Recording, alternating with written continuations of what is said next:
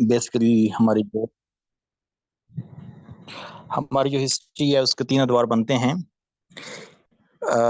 712 से 1857 तक का एक दौर है। दूसरा जो है ये इरा है 1857 से 1947 का, और तीसरा जो है वो पाक अफेयर में आ जाता है 1947 से लेकर 2024 तक करंट जो है। अब इसमें थोड़ा सा हिस्ट्री में जाएंगे तो कौन कौन से इवेंट्स हुए जरा इसमें देखेंगे। 1857 की जंग, आप इसके बारे में वैसे तो जानते होंगे कि मुसलमानों और हिंदुओं की एक जो है मुश्तरका जंग थी अंग्रेजों के खिलाफ। अब लेकिन इवेंट्स कौन कौन से हैं, इनमें जो इम्पोर्टेंट इवेंट्स हैं वो क्या हैं, मुख्तलिफ पर्सनैलिटी का किरदार क्या है, और इसके बाद जो है सिनेरियो क्या चलता है पाकिस्तान की मुर्ज़े वजूद में आने तक, तो इनको हम ब्रीफली डिस्कस करेंगे। अब ये जो 1857 की जंग है ये स्टार्ट कहाँ से हुई, मेरठ से, ठीक है। और इमीडिएट काज जो है वो क्या थी, वो ग्रीस्ड कार्टेज था। शायद आपको याद होगा वो कारतूस वाली बात कि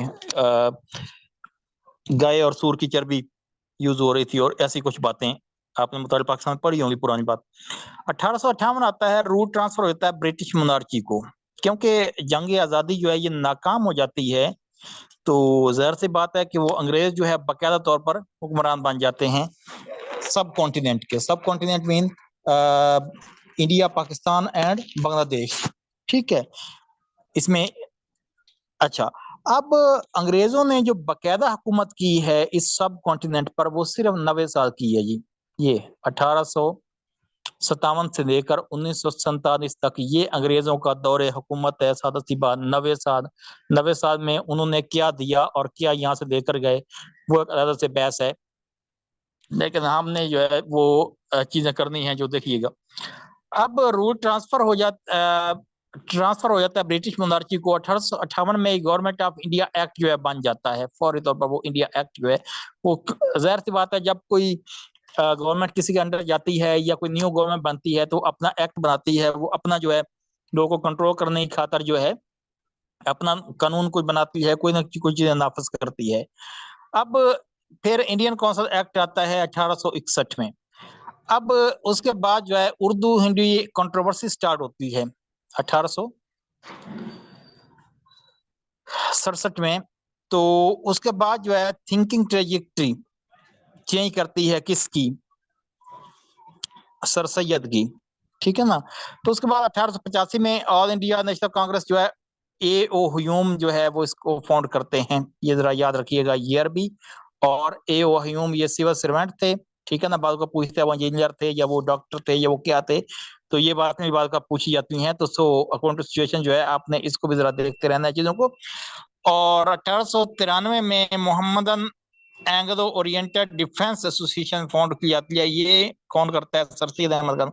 सर सैयद अहमद खान जो है उस वक्त थोड़ा सा ये मुसलमानों को कहते हैं कि यार बात ये है कि अब आप लोग नाकाम हो चुके हैं तो अमली सियासत से जरा पॉलिटिक्स जो पॉलिटिक्स है उससे हट जाइए, अपना सारी जो तवज्जो है वो तालीम पर दीजिए, साइंस सीखिए, टेक्नोलॉजी सीखिए और इंग्लिश में महारत हासिल कीजिए, ताकि आप अपना पॉइंट ऑफ व्यू जो है वो अंग्रेजों तक सही मानों में पहुंचा सकें। क्योंकि उस वक्त जो है मुसलमानों की लिटरेसी रेट बहुत कम था और हिंदुओं का बेटर था मुसलमानों से। अब 1905 में पार्टीशन ऑफ बंगाल अनाउंस हो जाती है। बंगाल में अब एक इसमें मुसलमानों की अक्सरियत थी, दूसरे में हिंदुओं की थी, तो उसमें ये हो रहा था कि थोड़ा सा मुसलमानों को फायदा होता नजर आ रहा था। अब इस बंगाल पार्टीशन को हिंदुओं ने अपोज करना शुरू कर दिया। अब जो उन्होंने अपोज किया तो ये कैंसिल हो गया था 1911 में। खैर अब 1906 में Shimla deputation under the leadership of sir Aga Khan, जिसमें 35 मेंबर थे, ये आता है। अब ये भी नाकाम होता है। खैर 1906 में मुस्लिम लीग जो है बन जाती है। ढाका में इसकी बुनियाद रखी जाती है। कब, 30 दिसंबर 1906 में ढाका में इसकी बुनियाद रखी जाती है। ये जरा मुस्लिम लीग की आमद जरा देखिएगा, इसके पहले सदर कौन थे और व्हाट्सएप। अब 1907 में मुस्लिम लीग जो है उसका फर्स्ट सेशन होता है, कहाँ पर होता है, कराची में होता है। अब ये भी आप याद रखें, पाकिस्तान का पहला दारुल कराची है। बनी कहाँ पर, ढाका में, और सेशन कहाँ पर हुआ, कराची में। कंफ्यूज कर देगा वो आपको। अब 1909 में मैंटमार ने रिफॉर्म्स आती है इंडियन काउंसिल की। खैर उसके बाद जो है 1911 आ जाता है, दिल्ली दरबार हेल्ड होता है, पार्टीशन ऑफ बंगाल जो है ये यहाँ पर क्या हो जाती है, कैंसिल हो जाती है, ठीक है, क्योंकि हिंदू इसके मुखाफत कर रहे थे। अब 1911 में New Delhi established as the new capital of India, New Delhi को न्यू कैपिटल ऑफ इंडिया बना दिया जाता है। उसके बाद कानपुर मॉस्को ट्रेजेडी आता है, इसकी हम आगे डिटेल जाके देखते हैं। और फिर जो है 1914 आ जाता है, आउटब्रेक होती है फर्स्ट वर्ल्ड वॉर की, पहली जंग अजीम 1914 से 1918 तक, और दूसरी, ठीक है ये भी याद रखना है जरा, दूसरी पाकिस्तान के बनने से थोड़ा पहले की बात है। अब महात्मा गांधी जो है रिसीव अराइव करता है इंडिया में। अब इसमें दो चार चीजें जो याद रखने की है वो मैं अभी बताता हूँ आपको आगे चल के। ये आप वन लाइनर जो है ये चीजों देखेंगे। वार ऑफ इंडिपेंडेंस के मेन जो इवेंट्स हैं वो क्या है, अब ये देखिएगा, इसमें हम फर्स्ट ऑफ ऑल डिस्कस करेंगे कि वार ऑफ इंडिया की कॉजेज क्या थी, ठीक है। अब एक तो है रिलीजियस कॉज थी कि इंग्लिश गवर्नमेंट जो है बैन कर दिया सती को। सती की रस्म क्या होती थी, शायद आपको याद होगा कि जब कोई बंदा फौत हो जाता था तो उसकी जो वाइफ है उसको भी बंदे के साथ जो है हिंदू जला दिया करते थे, हस्बैंड के डेड बॉडी के साथ उसको जला दिया करते थे। इसको सती की रस्म कहते थे, बचपन में पढ़ते रहे होंगे आप सती की रस्म, ठीक है। तो and allowed the widow to remarry, अब दैट हर्ट्स हिंदू और नॉट, इसके वजह से हिंदू जो है वो क्या हो गए, अंग्रेजों को पसंद नहीं कर रहे थे। दूसरी मिलिट्री कॉज थी, English next and state of India into domain of उनके चली गई है, तो लोकल सोल्जर को जरा प्रेफर नहीं कर रहे थे। इकोनॉमिकली जो है जाहिर सी बात है कि हिंदू जो है वो इम्पोर्टेंट पोजीशन पर किसी हद तक थे उस वक्त, लेकिन हिंदू दोनों जो है वो अब थोड़ा सा उन्होंने मुसलमानों को भी फेवर करना शुरू की जो अंग्रेजों ने, तो हिंदू को ये पसंद नहीं था। अब मुसलमान अपनी जगह पर मुतमईन नहीं थे कि वो बहुत पीछे हैं, और हिंदू अपनी जगह पर नहीं थे कि वो उनको वो मुकाम दिया नहीं जा रहा। अब ईस्ट इंडिया कंपनी जो है was aiming to annex all the states of India, उसने तमाम की तमाम स्टेट पर कब्जा करने की कोशिश की, ईस्ट इंडिया कंपनी ने, जो 1600 में आई थी। अब इन सारी सिचुएशन में फिर मुसलमान और हिंदुओं ने जो है वो क्या किया, उनके खिलाफ जो है वो जंग कर दी। अब उसके बाद जो है ये सारा कुछ हो गया, जंग आजादी जो है नाकाम हो गई। क्यों नाकाम हुई, उसकी वजूहात तो बहुत सारी थी, लेकिन आप जरा याद रखिएगा कि बहुत सारे किरदार मीर जाफर, मीर सादिक की नामों से मशहूर हुए। आप ये याद रखेंगे कि अपने जो है बहुत सारों ने गद्दारियां की। और यहाँ पर मैं जरा थोड़ा सा ये बताना चाहूंगा कि इस जंग आजादी में, जी 1865 की जंग में, ये ज्यादातर जो दरगाहें हैं आज के दौर में, बड़े बड़े दरबार हैं जहां पर उर्स होते हैं, और ये बड़े बड़े गद्दी नशीन हैं जिनकी औलादें आज भी असेंबली में बैठी हैं, इनके परदादों दक्करदादों ने अंग्रेजों का साथ दिया, मुसलमान मुजाहिदीन को मरवाया। ये एक अलग से हिस्ट्री है, इसको आप पूरा डिटेल से जब पढ़ेंगे तो आपको समझ आ जाएगी। और आज भी ये लोग जो है वो मजहब का लिबादा ओढ़े हुए जो है हमारे ऊपर मुसद्दत हैं। ये लोग, एक तो ये गद्दी नशीन वगैरह ज्यादातर लोग ये, दूसरे वो लोग जो अंग्रेजों के कुत्ते नहलाया करते थे, उनके घोड़े नहलाया करते थे, उनके अस्तबल में काम करते थे, उनको भी जगीरों से नवाजा गया। तो उनमें से ज्यादातर जो हम पर मुसद्दत लोग हैं उनकी औलादें हैं, ठीक है। ये पूरी हिस्ट्री है, इसके बारे में रिसर्च भी हुई है, बहुत सारी बुक्स भी लिखी गई हैं, अगर कभी मौका मिले तो जरा पढ़िएगा। तो बड़ी शर्मनाक हिस्ट्री है खैर हमारी, छोड़िए इन चीजों को। हाँ, जो हमारे असल हीरोज हैं जिन्होंने अंग्रेजों के खिलाफ मुजाहमत की, उनके तो नाम ही आपको जरा किताबों में काम में मिलेंगे। तो खैर अब उसके बाद जो है जो भी होता है, अब होता ये है कि गवर्नमेंट ऑफ इंडिया एक्ट जो बनता है, क्योंकि वो फौरी तौर पर एक्ट बनाते हैं कंट्रोल करने के, उसमें होता क्या है, rule of British east India company was abolished and the government of India was directly taken over by the crown with Queen Victoria as the supreme monarch। monarch होती है शख्सी हुकूमत। अब उस वक्त क्वीन कौन सी थी ये कंफ्यूज करते हैं आपको, क्वीन एलिजाबेथ नहीं थी बल्कि क्वीन विक्टोरिया थी। अब crown was competent to appoint a governor general and the governors of the presidencies बनाए जाने थे. Court of directors and board of control was abolished and their place was taken over by the Secretary of State. आज भी आप जानते होंगे Secretary of State of America और British वगैरह, ठीक है ना, उनका अपना सिस्टम जो है वो चलने लगा.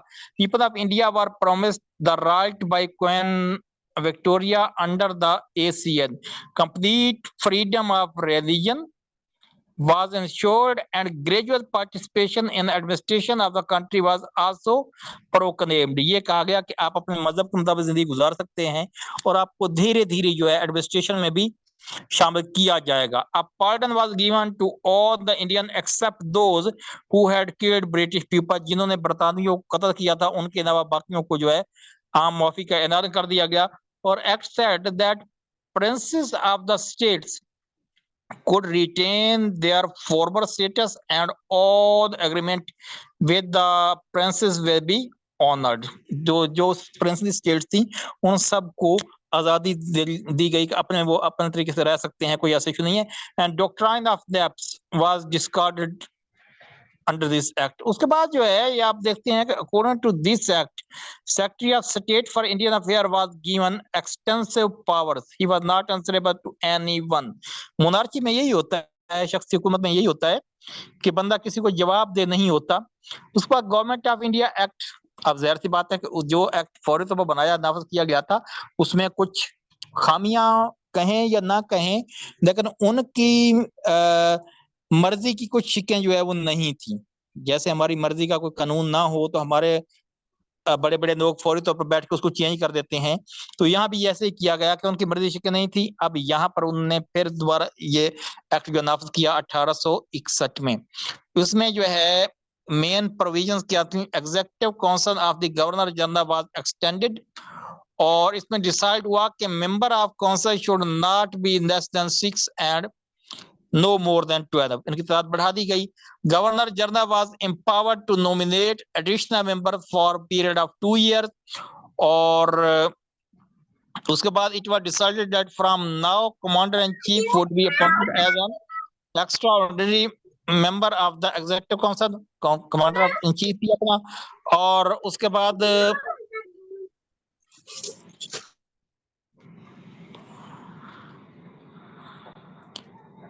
जो भी बिल होगी, रेगुलेशन होगी पास में, प्रोविंशियल कैबिनेट जो है could not become law until and unless governors and the governor general give their assent. जब तक गवर्नर जनरल जो असेंट नहीं देंगे तब तक कोई भी बिल पास नहीं हो सकेगा.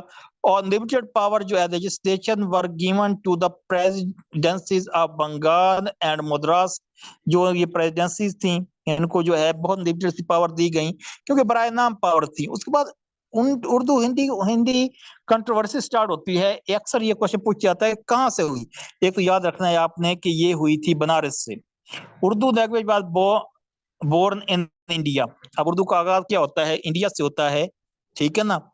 तो उर्दू जो है वो लश्करी जबान है, लश्कर की जबान है. कोई ऐसी नहीं आप कह सकते कि कोई प्योर लैंग्वेज है. तो ये ऐसा था कि इसमें जब बहुत सारे सिपाही भर्ती हुए थे तो उन्होंने वो आपस में कन्वर्सेशन के लिए जो लैंग्वेज बनाई थी. India was considered to be a golden sparrow in the term of its fertile land and man power. Man power आज भी आप देख सकते हैं कि पाक को इंडिया, हिंदुस्तान में और पाकिस्तान में और बांग्लादेश कश्मीर में इसमें इस एरिया में बहुत ज्यादा है क्योंकि यहाँ पर सोर्स ऑफ रिक्रिएशन भी शायद यही है कि आबादी बढ़ाए रखना, बाकी चीजें जो भी हैं. तो लॉर्ड्स ऑफ इन्वेजर यहाँ पर आते रहे, मुख्तलिफ लोग जो है हमलावर आते रहे. कभी अफगानिस्तान से आए, कभी ईरान से आए, कभी अरब से आए, ठीक है, कभी जो है ब्रिटिश से आते रहे. तो अरब प्रिंसियन तुर्किश ईटीसी जो है ये पीपल जो है when mingled with the native people they exchanged many words of their language and with their this mingling new language emerged which was termed Urdu, meaning language of the troops, Lashkari Zaban. Since it was formed by the invaders of the Muslim world and emerged during the rule of मुगलों के दौर में जो है ये जबान ज्यादा फली पड़ी. ठीक है, क्योंकि मुगल जो थे ज्यादातर वो अयाशी में पड़ गए थे, और उनके दौर में जो है वो इस तरह कुछ चीजें आई थी। अकबर के दौर में दीन इलाही आया, और वट्स, और आपने याद मुजद्दद सानी ये भी आया, और it was a popular language. So in 1836 Persian was replaced by Urdu and the court and state language, no one objected to that. अब यहाँ पर देखिएगा, पहले लैंग्वेज पर्शियन चल रही थी, 1837 में उर्दू को पर्शियन की जगह नाफज कर दिया गया, और किसी ने एतराज भी नहीं किया। अब क्या हुआ, fall of the Mughal empire, जो ही ये फाद होते हैं, कब फाद होते हैं, आखिरी मुगल बादशाह बहादुर शाह जफर जंग आजादी में, ठीक है ना, उसको अंग्रेज ले जाते हैं रंगून बर्मा में। और Hindu started looking Urdu as an language of the invaders. अब हिंदू ने कहा कि नहीं यार, ये तो हमलावरों की जुबान थी। British in the other hand in their disregard for Muslim adopted the same aptitude. अब ब्रिटिश भी क्या थे, वो मुखालिफ हो रहे थे उर्दू के, क्योंकि जो भी तहरीक यहाँ पाकिस्तान में कभी पैदा हुई है, याद रखिएगा अब भी, तो उसकी बागडोर जो होता है वो कहीं और से जो है वो कंट्रोल की जा रही होती है। तो उस वक्त भी ये जो कंट्रोवर्सी थी, ये असल में अंग्रेज नहीं चाह रहे थे कि मुसलमानों की जुबान को अडॉप्ट किया जाए। Both intentionally you have started their efforts in order to get rid of the language of the Muslims, यानी उर्दू को मुसलमानों की लैंग्वेज समझकर इसको जो है वो हटाने की कोशिश की जा रही थी। First effort was made at the start of 19th century, but Urdu was extremely popular उस वक्त। अब दूसरी ये एफर्ट थी जो हुई थी 1867 में।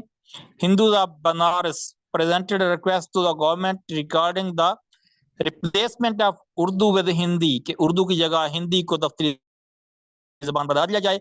अब Sir Syed Ahmad Khan at that demand remarked that whenever the language of the nation is not safe at the hands of other nations in the region, it would be unwise to continue living with them। क्योंकि इससे पहले जो है अंग्रेजों के, क्योंकि वो मुलाजिम तो थे ही थे, सर सैयद अहमद खान अंग्रेजों की गवर्नमेंट में मुलाजिम थे, तो वो उस वक्त ये चाहते थे कि चूंकि हिंदू और मुसलमान जो है उनको इकट्ठे रह सकते हैं, लेकिन इस वक्त जब ये उर्दू हिंदी का तनाज़ा हुआ तो तब उनकी आंखें भी खुली कि यार ये मुसलमानों के बहुत खिलाफ हैं। तो उन्होंने कहा कि जब एक रीजन में एक जुबान भी बर्दाश्त नहीं होती तो फिर ये इकट्ठे कैसे रह सकते हैं। Sir Syed who was in fact a great advocate of Hindu Muslim unity. अब हिंदू मुस्लिम यूनिटी की यूं ही बात आएगी तो आप याद रखेंगे कायद आजम भी पहले हिंदू मुस्लिम यूनिटी के जो है ना वो क्या थे, एडवोकेट थे।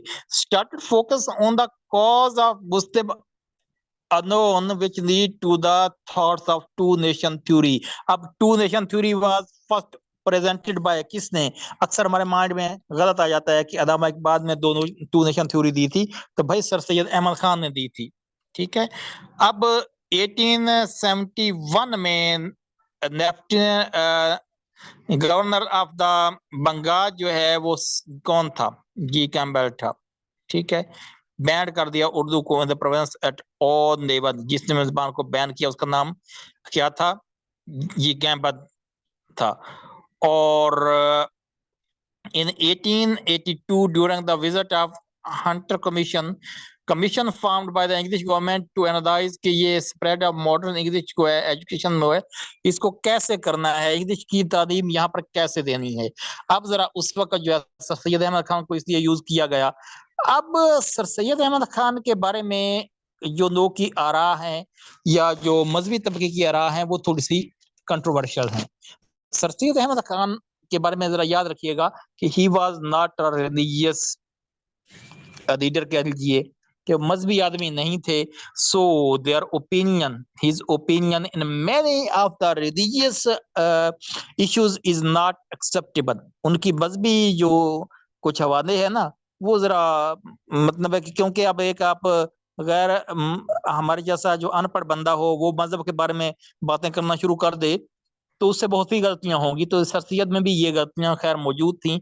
इसी वजह से उलमाए कराम या मौलवी हजरात जो है इनसे थोड़ा सा क्या थे, नाराज थे कि यार ये जो है ना वो गुमराह कर रहा है और ये वर्ड्स और जो भी है। ठीक है, तो उन्होंने फिर अपने मदरसे वगैरह कायम करने की कोशिश की। और ये अब अलीगढ़ मूवमेंट जो है ये सर सैयद स्टार्ट करते हैं 1857 के बाद। जो भी इंसिदारी था उसमें हम बता दिया कि क्या सिनेरियो था और सर सैयद का किरदार उसका क्या था। अब मेन फीचर अलीगढ़ मूवमेंट के क्या थे? लॉयल्टी टू ब्रिटिश गवर्नमेंट, पहला काम जी जो ब्रिटिश गवर्नमेंट है आप उनके वफादार रहें। सर सैयद कहते थे मुसलमानों को कि आप जी अब चूंकि हार चुके हैं तब वफादारी गवर्नमेंट के साथ। मॉडर्न वेस्टर्न एजुकेशन, ठीक है, ताकि हिंदुओं को कम्पीट कर सकें और मुसलमान जो है अपनी सियासत से दूर रहें। अरे सादा सी बात है, एहतियाज उसूल से, अंग्रेजों से लड़ाई झगड़े से क्या करें, दूर रहें, पुरअमन रहें।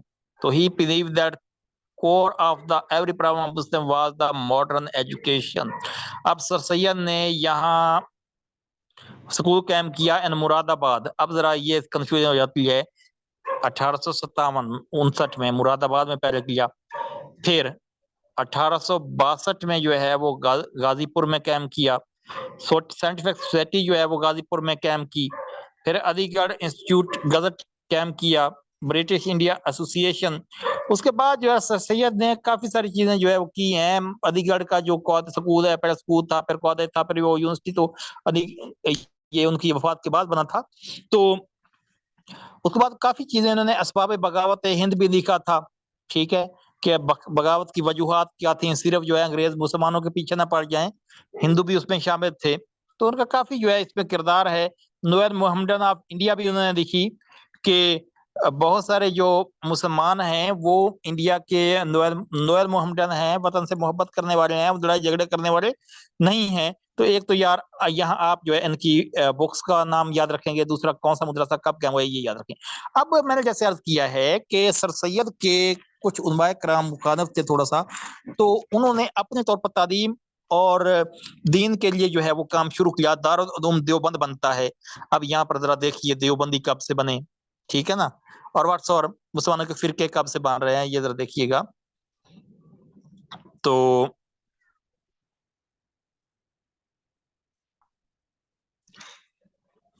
Intervention of religious affair of British government जो है, इसमें क्या होता है, फिर 1886 में उम्मुल मदारिस इसको कहा जाता है, ये सेटअप हुआ था।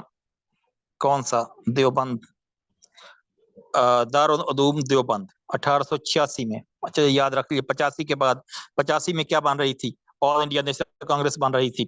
तो this idea was given by Haji Mohammad Hussain Abid. अब Deobandi school had oppose the creation of Pakistan, इन्होंने पाकिस्तान की क्या की थी? क्रिएशन की मुखालफत की थी। On the religion basis by the demand of Muslim league, although real reason of their opposition was the desire to Islamise all India. वो कहते हैं कि पूरे इंडिया में इस्लाम फैलाना है जी, इसलिए ये टुकड़ा हमें नहीं चाहिए। किसी हद तक आप कह सकते हैं कि दुरुस्त भी था, क्योंकि अगर मुसलमानों का मुल्क बनना है तो सारे मुसलमानों को एक तरफ होना चाहिए था और हिंदू सिख अपनी तरफ चले जाते। लेकिन अब हुआ क्या हुआ, ये खिचड़ी सी पक गई। पाकिस्तान बन तो गया, लेकिन पाकिस्तान से ज्यादा मुसलमान जो है वो इंडिया में रह गए। तो इसका कोई गड़बड़, वो यही कहते थे कि यार जो बाकी इंडिया में रह जाएंगे ना मुसलमान, वो मेजॉरिटी में चले जाएंगे। जब वो मेजॉरिटी में चले जाएंगे तो उन पर जो हिंदू है वो जुल्म सितम करेगा, जो आजकल हो भी रहा है, आपको पता होगा। Providing comprehensive information to the Muslim about their religion, क्योंकि रिलीजन में कुछ चीजें जो है वो मिक्सअप हो गई थी मुगल के दौर में। तो innovating the spirit of Islam among the students, और उसके बाद प्रोपेगेशन ऑफ इस्लामिक, ठीक है ना, टीचिंग ऑफ इस्लाम और preserving freedom of thought and knowledge. उनने ये कहना था कि अब मजहब को दोबारा से जो है ना रियनफोर्स करने की जरूरत है, क्योंकि बहुत सारी चीजें इसमें गलत शामिल हो गई हैं। तो असल बात जो है वो क्या है, इस्लाम का फैलाव है बरसगीर में। उसके बाद अंजुमन हिमायत इस्लाम आती है, ये 1884 की बात थी। वैसे मोहम्मद काजी हामिदुद्दीन, इन्होंने जो है ना ये फाउंड की थी, ये जरा नाम याद रखेंगे। तो ईमान हमायत इस्लाम और इसमें जैसे भी होते थे, इसमें इकबाल अपनी शेर व शेर भी सुनाते थे, आपने पढ़ा होगा।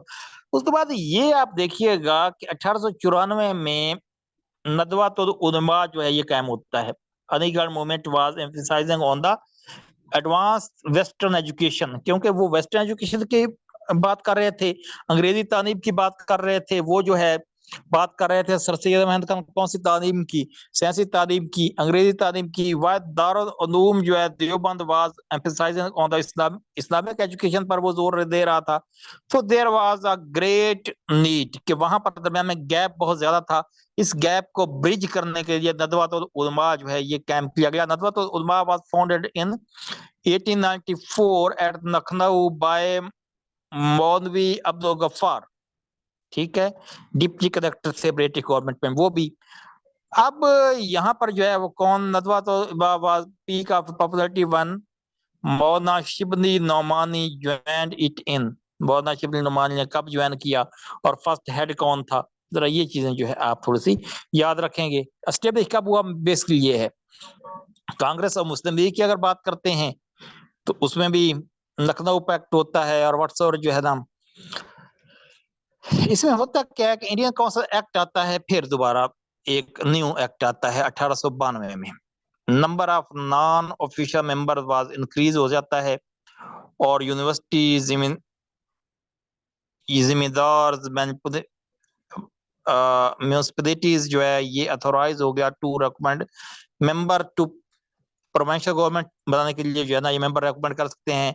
ये अलाउ कर रहा है to discuss each years annual financial statement कि फाइनेंशियल कंडीशन क्या है, जाहिर सी बात है ये भी जरूरी था फाइनेंशियली कंट्रोल करना भी। तो number of the additional members of the governor general executive council जो है ये फिर रेज कर दिए, पहले 6 से 12 थे अब 16 कर दिए गए। Under this act 2/5 of the member of council was to be non official होंगे, ठीक है। तो ये कुछ एक्ट में तरमीम करके न्यू एक्ट पेश किया गया। अब NWFP ये KPK जो है मौजूदा आपका ये जो है ये इंडिपेंडेंट प्रोविंस था कब, 1901 में। अब इसके बारे में जो है वो इसको गवर्नर प्रोविंस बना दिया गया और chief commissioner mister rough Griffith जो है इसका फर्स्ट गवर्नर बन गया, ठीक है। इसमें अब पार्टीशन ऑफ बंगाल की बात करते हैं, वो मैं भी अभी की थी। तो इसको खैर वो मुसलमानों को थोड़ा फायदा हो रहा था, उसको कैंसिल कर दिया गया। किसका दौर था वो दौर थोड़ा याद रखेंगे। तो लॉर्ड हार्डिंज था assume charge of governor general of India. Hindu again became activate and sent up, ठीक है ना। तो ये 12 दिसंबर इसको बंगाल का ये कैंसिल कर दिया गया था। उसके बाद शिमला डेपुटेशन आता है 1906 में। अब इस डेपुटेशन में आप ये देखते हैं John Morley secretary of state of India affair जो है अनाउंस करता है कि government wanted to increase the number of seat for legislative council and also their powers, कुछ पावर जो है इंडियंस को और मिल रही हैं। तो ऐसी कोई बातें होती हैं। तो ये जो है कुछ जॉन मोर ने अनाउंसमेंट जो है क्रिएट करती है कुछ anxiety among the Muslims of the sub continent. The proposed reforms demanded by the Congress would have suppressed the Muslims more against the Hindu majority कि यहाँ पर हिंदुओं को जरा फेवर मिल रहा था और मुसलमान जरा पीछे जा रहे थे, ठीक है।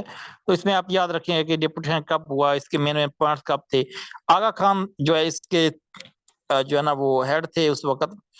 तो deputation presented demand of right of separate electorate should be given to Muslim. इसमें कहा गया कि मुसलमानों को क्या किया जाए, मुसलमानों को इरादा इंतखाबात का जो ना हक दिया जाए। लॉर्ड मेंटू जो था वैसराय जो है ये अश्योर्ड किया मुसलमानों को कि जब तक वो एडमिनिस्ट्रेशन के अफेयर के साथ है तो national right would be preserve, उनको जो है मुसलमानों को अपना हकूक जो है मिलते रहेंगे। उसने ये वादा किया, ठीक है, इलेक्टोरेट का और मुसलमानों को इरादा।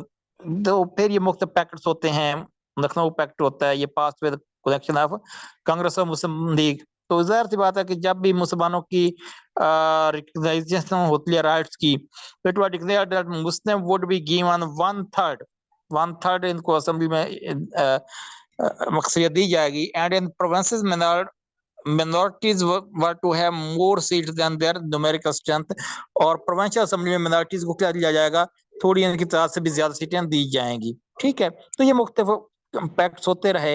अब दरमियान में यहाँ क़ायद-ए-आज़म का रोल भी आता है। क़ायद-ए-आज़म को पता है कब कभी इन्होंने ज्वाइन किया, पहले कांग्रेस ज्वाइन किया, फिर मुस्लिम लीग ज्वाइन किया, फिर मायूस होके चले गए थे और फिर वापस आए थे, ठीक है?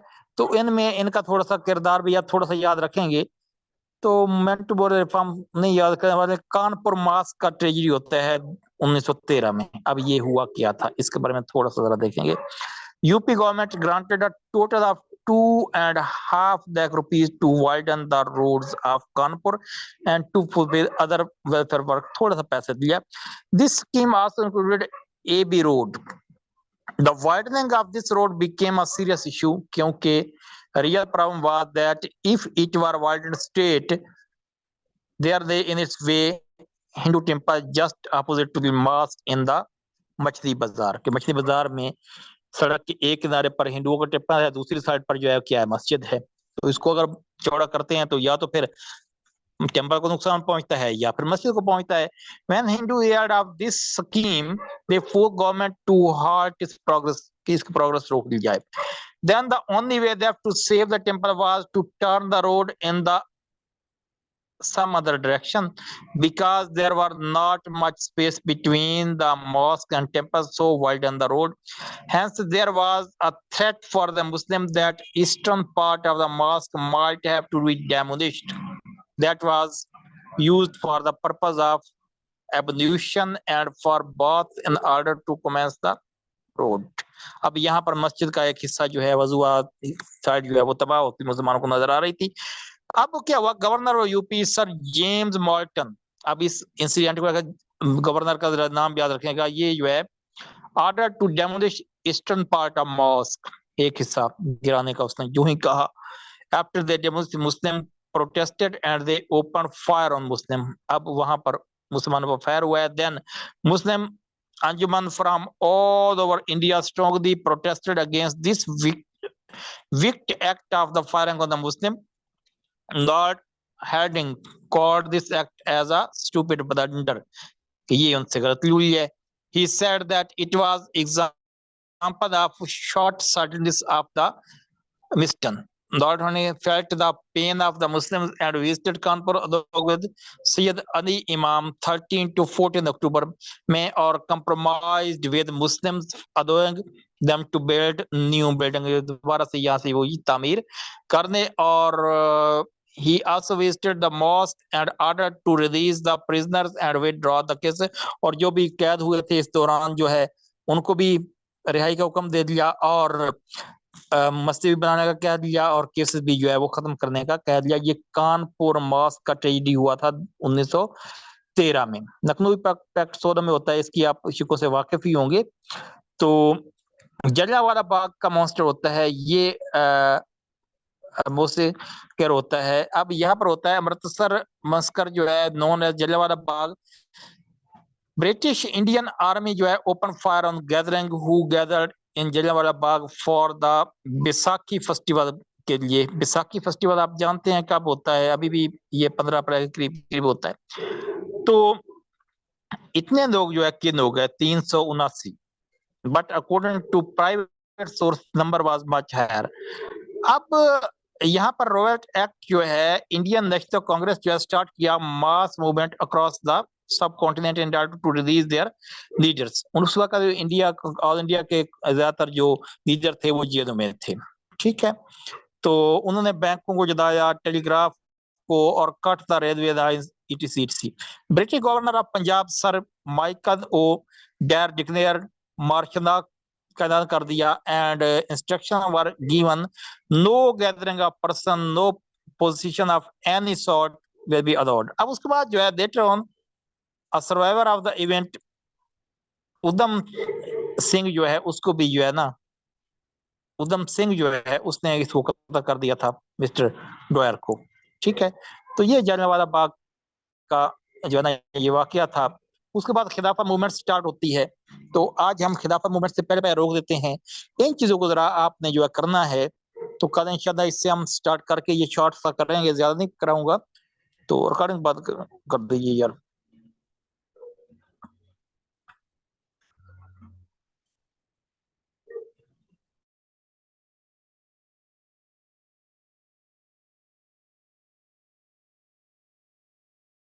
रिकॉर्डिंग ऑफ कर दो।